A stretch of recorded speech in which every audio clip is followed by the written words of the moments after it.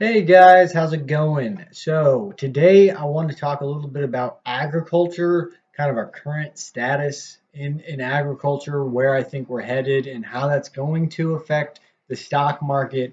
And we're going to talk about a couple specific stock ideas for you guys related to the collapse of agriculture. So without further ado, let's just get into it. Okay, so the negative impacts of ag on our environment are numerous, but generally, they fall into two categories, sort of direct impacts and indirect. Indirect impacts are really just attributed to losing our natural landscape and the ecosystem services that those natural landscapes provide. Direct impacts are point source environmental issues, so things that you can point to agriculture as the culprit in these negatives to our environment. So we're going to first talk about the direct impacts. I promise this won't take too long, but stick around because this is information you're going to want to know because it is relevant. So groundwater pollution is a big one. We all need water to live, right? And this is one that we are already seeing be jeopardized by agriculture. Agriculture polluting our streams with sediment, which is changing the ecology of our streams, polluting our fields and our streams with pesticides. And fertilizer is the big one, nitrates and phosphates. Look at how much nitrogen out there is contributed from ag fields. This is the grain belt right here, strictly ag.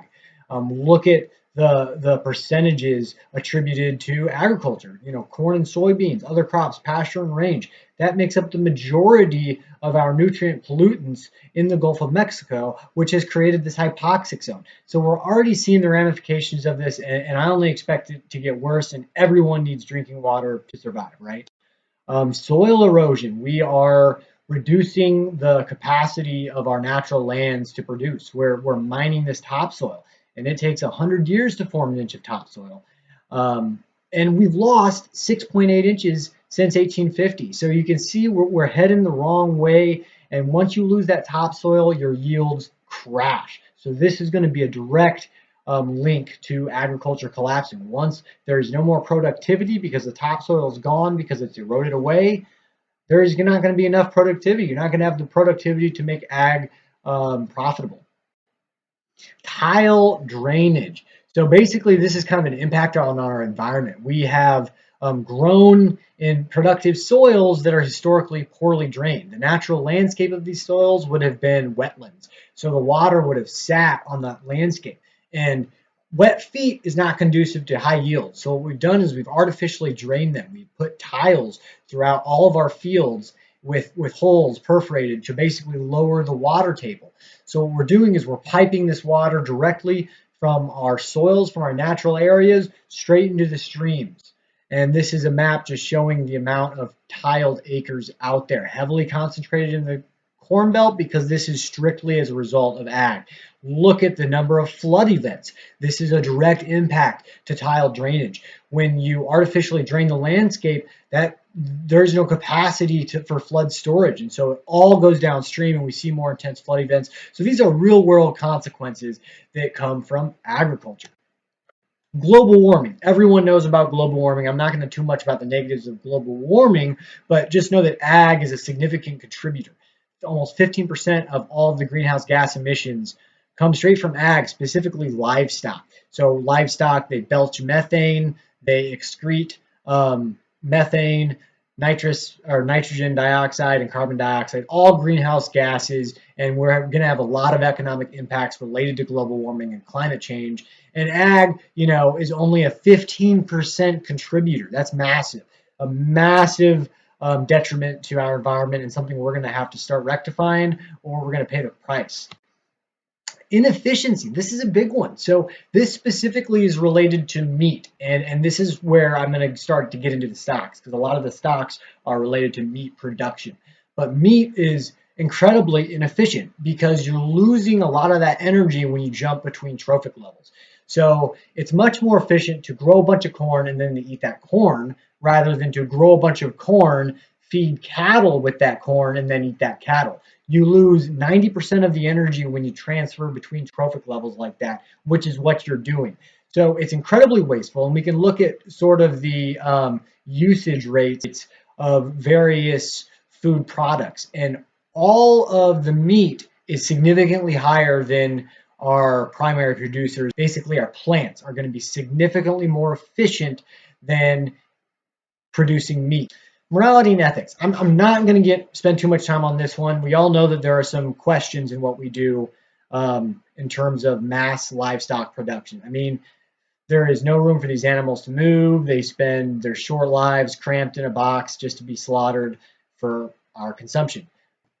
So we're going to talk about indirect impacts. Now, these are things that you're not necessarily pointing to ag as the reason these impacts come about, but rather that we've lost our natural landscape.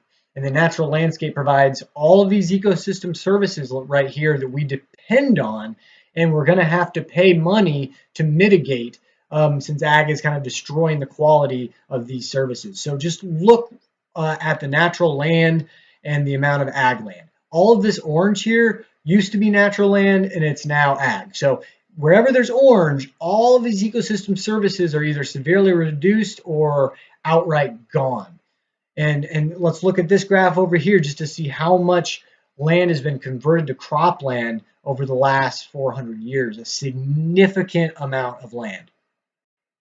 So the first thing is wildlife habitat. Now, all these, the ecosystems are very connected and interdependent on each other. So you disrupt one small component in the food web and it can have downstream effects that are simply unknown. For example, you kill one species, well, there's another species that ate that species, so now it suffers. And then there's another species that ate that species, and it suffers. So it's a cascading effect, and that's why we're seeing this massive species extinction, unlike we've ever seen before. I mean, this is the next big extinction event. We've all heard of the dinosaurs going extinct, and that being a big extinction event that really changed the shape of the world as we know it. This is the next one. We are the catalyst of the next one, and ag is one of the primary drivers of this because we take these natural habitats and we completely change them to a single species of plant. You've got diverse forest, gone. Now it's just a single species of plant. And so when these various species of plant, animals go extinct, it just has dramatic effects that are very hard to predict. But ultimately, it's detrimental. Resiliency. When you have a diverse forest that can adapt to change, when you have a monoculture that can't adapt to change. If there's a pest, a disease that is going to impact one of our crop species, that's a huge impact on our entire ag system, right? And so there is not that resiliency with agriculture that there is with natural landscapes. Well, in the natural landscape, nothing is ever that high a percentage composition. It's very diverse. So you lose one species to, let's say, an emerald ash borer, that's okay because you've got a ton of other species that can fill in that gap because of that diversity.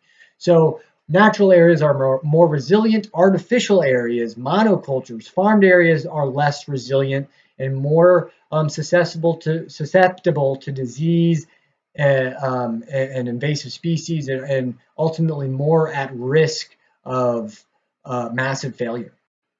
Water filtration. This is one we depend on a lot. Natural landscapes allow for natural filtration of water. But what we've done with our crop fields and the way we do ag is we've eliminated that because we're piping the water through our tile systems directly into streams. So now there isn't this natural filtration.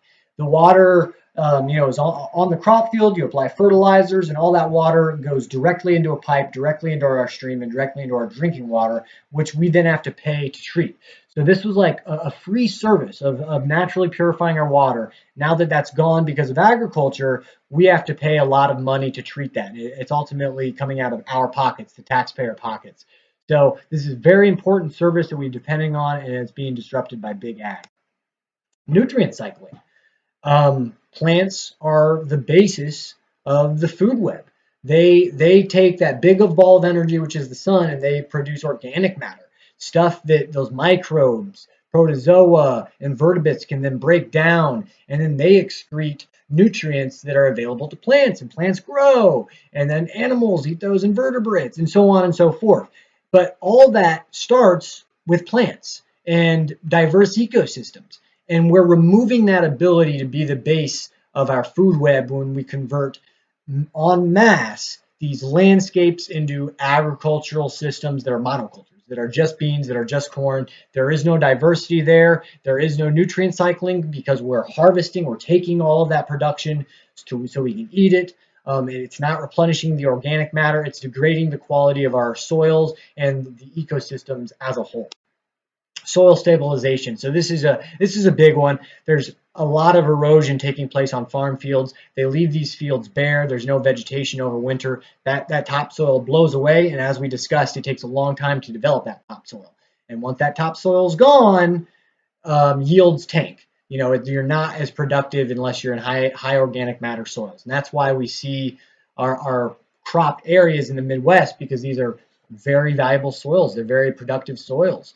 They're rich in organic matter, but we're mining that organic matter. It's eroding away, and once it's gone, yields tank. So we rely on this natural vegetation to not only stabilize our soil, but also replenish the organic matter and the nutrients in our soil to maximize productivity. And look at some of these root systems, 12 feet deep. That will easily mitigate this problem, but you want to squeeze every ounce of production as you can out of that, even if it means losing your ground to the erosion of the stream. You're literally losing acres that you wouldn't have lost had you kept that in natural vegetation. Carbon sequestration. This is a huge one that is directly related to climate change. Plants basically convert carbon into organic matter that is usable by other plants and other animals. It's taking carbon out of the atmosphere and keeping it on the ground in a useful way. It's very important, and it's one of the biggest things we can do to mitigate climate change, because it traps those greenhouse gases in the landscape. And as you can see, this map kind of shows the carbon storage ability of our landscape across the U.S. The areas with higher storage capacity are our forests, are our more productive ecosystems. The Corn Belt is not very efficient in sequestering and trapping carbon, because that agricultural system is just not maximizing the productivity of the site the way that natural landscapes would. Oxygen production, another ecosystem service that I think we're all very fond of. You've all heard that story that the Amazon produces like a quarter of the world's oxygen. That's not true. It's about 6% based on my research.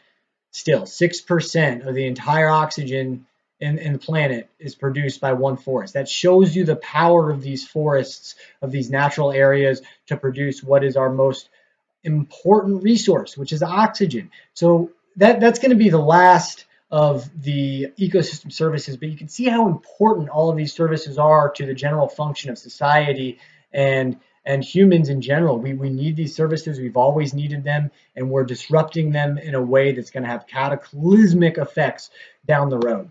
And so now that takes us into stocks to play. So as you can see, I've got 4 stocks up here. We've got Beyond Meat, AppHarvest, Meatech 3D, and Gevo. And I'll start with Gevo, since I am bearish on Gevo. A lot of you are going to question why that is. It's because it's a biofuels company where the goal here is to produce a fuel, and to achieve that goal, we're going to mine our natural resources. Now, does that make sense? Well, can we produce fuel any other way? Obviously, yes. And what I would say is going to completely disrupt this industry is electric vehicles. Is it going to make sense to take a finite resource, which is our natural land, which we need to use to feed the planet? We don't have any other way of doing that. And instead of feeding us, we're going to grow a fuel when we can get that from solar panels, wind energy. It's a far more efficient use. It's far more efficient to power these things via electricity than it is to basically jump a trophic level, which is what you're doing. You're growing a crop, and then you're converting that crop to a fuel. That's a trophic level jump, and with that comes loss of efficiency. And it's weird, because really they're doing the same thing. They're taking photosynthetic energy, they're taking the sun's energy, and they're making fuel out of it. But instead of going directly from solar to electricity via solar panels, you're going solar to plants, then to electricity, and there's a lot of inefficiency there, and it's a waste. It's simply wasteful. So to me, biofuels don't make sense.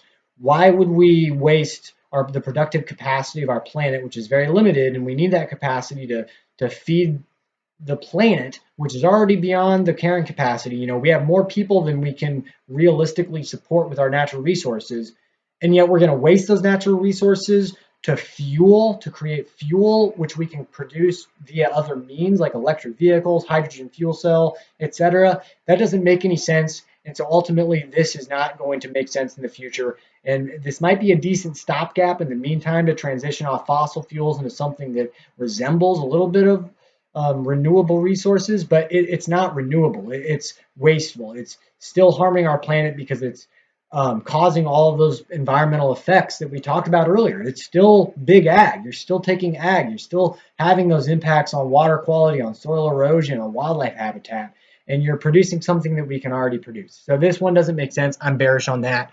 The three I'm bullish on are Beyond Meat, Meatech 3D, and AppHarvest. AppHarvest because it's steering away from outdoor agriculture en masse and to doing more of a production focused agriculture. I think this is going to be how it's done in the future. We can dramatically increase the capacity for us to produce by doing indoor agriculture. We can control a lot more of the variables. We do it inside, so you can stack. You can grow vertically rather than simply just growing horizontally.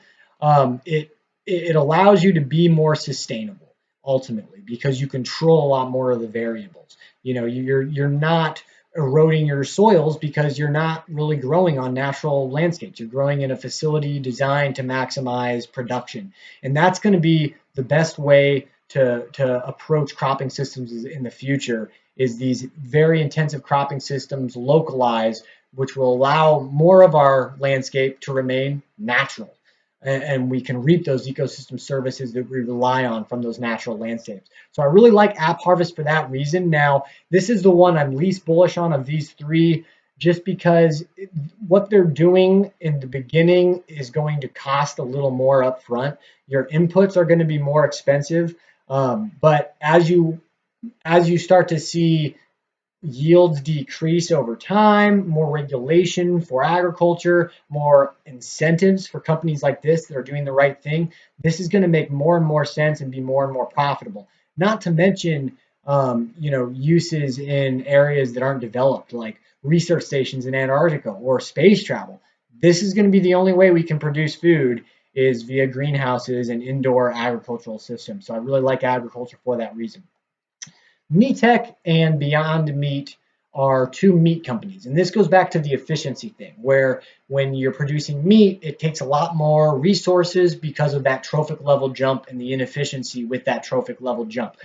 Beyond Meat and Meatech are bypassing that. So we can't realistically feed the planet on meat because of those resource inputs. It's far too costly, and especially when you can consider the amount of people we have to feed versus the amount of natural resources we have, it won't be sustainable. The current meat consumption is not sustainable. We can't continue to eat meat the way we do, or we're going to have a lot more of those negatives we talked about earlier, and they're going to start impacting us a lot.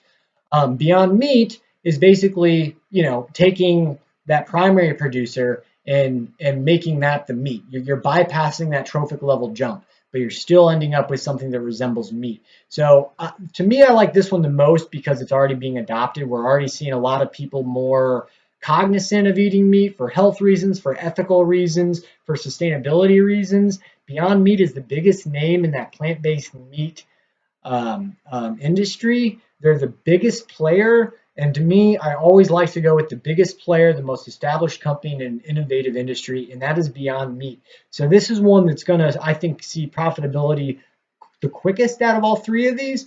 But its downside to me is, or its upside to me is more limited because I think this is more of a stopgap. I think long term, we're going to want to get to the bioengineering of meat, which is what Meatech 3D does. They 3D print meat.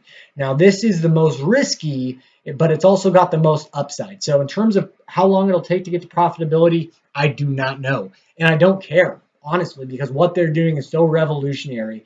Bioengineering of meat is really the only way we're going to ever be able to eat meat sustainably. Like plant-based meats works, but you're not really eating meat, are you? You're eating plants. So if we want meat consumption, actual meat consumption, it's going to have to be through the bioengineering of meat, and 3D printing is the logical next step to bioengineering meat. As far as I know, we haven't successfully bioengineered meat, and we're not commercializing that yet. So this is still very much in the R&D stage, Meatech is. But I really like it because in the future, that is going to be the most efficient way to produce meat. It's going to be cheaper. You're going to control a lot more of the variables in meat production, you likely can make it healthier because you can manipulate the DNA, the biology. You can do so much more when you're 3D printing and you're bioengineering meat. It's revolutionary. This is something that no other company that's publicly traded is really doing. So, from an innovation standpoint, I absolutely love this company and I'm willing to give them money and I'm willing to hold the bag if it crashes for a while because I believe in their vision, what they're doing. This is going to change the world. It's going to achieve environmental sustainability while still allowing for the consumption of meat and probably in a safer manner, in a healthier manner. So to me, that's a win-win for everyone, and I want to fund. I want to be in that company. So full disclosure, I do own positions in all three of these companies. I do not own a position in Gevo. I do not believe in it. But so there you go. I would recommend you do your own research and look into Beyond Meat, look into Meatech 3D, look into AppHarvest. You probably should look into Gevo as well. I know a lot of people are high on this one, so do your own research. If you find that it makes sense, if it's going to serve as a good stopgap from the transition to fossil fuels to a more renewable alternative, I might be with you on that. For me, though, I see a better opportunity in these three stocks, and so that's where I put my money. So let me know what you guys think, and yeah, hope everything works out for you. Best of luck on the stock market. Take it easy, guys. Hope you enjoyed it.